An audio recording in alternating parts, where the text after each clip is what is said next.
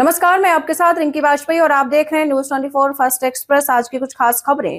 दतिया वृंदावन धाम अखिल भारतीय ब्राह्मण महासभा का आयोजन किया गया, जिसमें मुख्य अतिथि पंडित आनंद मिश्रा, पूर्व कुल सचिव जीवाजी यूनिवर्सिटी ग्वालियर, हिंदू धर्मगुरु रामदूत महाराज, दतिया जिला शिक्षा अधिकारी UN Mishra, Pandit Sanjeev Tiwari Badoni, SDOP Vinayak Shukla, Bhander block शिक्षाधिकारी मनीष सेन, BRC पुरुषोत्तम पाठक, जिसमें सभी अतिथियों द्वारा प्रमाण पत्र सहित धनराशि भी प्रोत्साहन के तौर पर प्रदान की गई।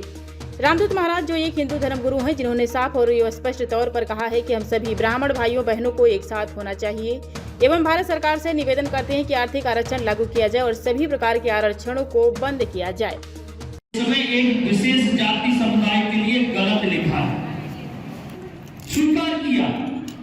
चलिए, किसी एक जाति विशेष के लिए गलत लिखा, आपने जला दिया। मैं भी समानता का भाव रखता हूं, तो फिर मैं आज धर्म के आधार पर, रंग के आधार पर और समाज के आधार पर, इसके बाद कोई भी पूजा पद्धति के आधार पर कोई भेदभाव नहीं होगा, तो फिर आरक्षण क्यों भारत में है?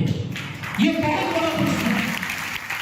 अगर आप समानता का भाव रखते हैं, समानता की बात करके आपने मनुस्मृति को जलाया, तो फिर कहीं ना कहीं संविधान में जब 106 संशोधन हो चुके हैं, तो आज ब्राह्मणों के हितों के लिए जो समाज के लिए अग्रगण्य है, जो समाज दिशा और दशा तय कर रहा है, वो समाज के लिए भी संविधान में एक संशोधन और होना चाहिए कि आरक्षण जातिगत नहीं, आर्थिक रूप से लागू हो, उसमें ब्राह्मण भी हकदार हो और उसमें हर जाति का व्यक्ति हकदार हो। लेकिन जो टीम इस कार्यक्रम में 2 महीने से लगी है, मैं बहुत बारीकी से उनसे चर्चा कर रहा था।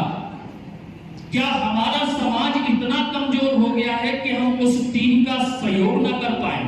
ऐसा सम्मान समारोह मैंने नहीं लगा कि ये सरकारी कार्यक्रमों के अंतर्गत आता है। अगर कलेक्टर चाहे तो प्रोत्साहन राशि दे दे, स्कूटी बांट दे, साइकिल बांट दे, लेकिन आज तक ना किसी NGO ने और ना किसी प्राइवेट संस्था ने ऐसा कार्यक्रम कराने का सोचा।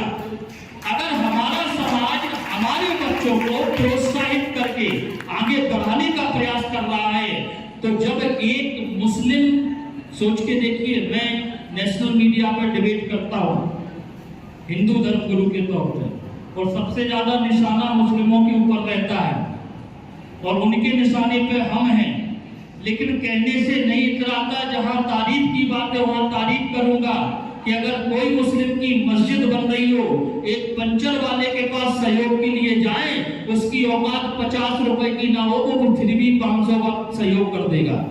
लेकिन अगर ब्राह्मण समाज की बात आती है तो हमारी क्षमता कितनी ही बड़ी हो, लेकिन कहीं ना कहीं हम पीछे हटते हैं। क्यों?